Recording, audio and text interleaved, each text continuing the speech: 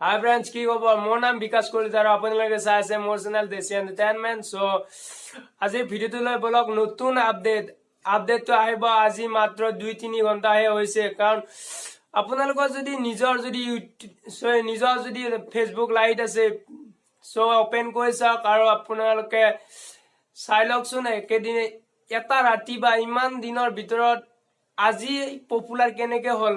আপোনালোকৰ সকলোৰে profile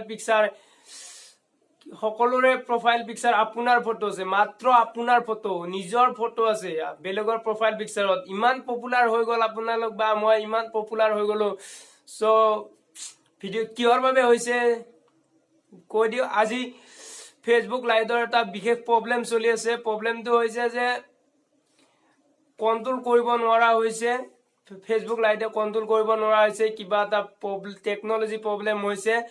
so এটা সময়তে সকলো মেসেঞ্জাৰ এপছ ইউজ হয়, সকলো মেসেঞ্জাৰ এপছ ইউজ হলে সো অলপ প্ৰব্লেম আহি পৰে। সেইবাবে ফেসবুকৰ সকলো লাইটৰ ফেসবুক লাইট যোনবিলাকে ইউজ কৰি আছে সকলোৰে প্ৰফাইল পিকচাৰ নিজৰ পিকচাৰখনে দেখাব, সকলোৰ প্ৰফাইল পিকচাৰত মাত্ৰ নিজৰ পিকচাৰহে দেখাব।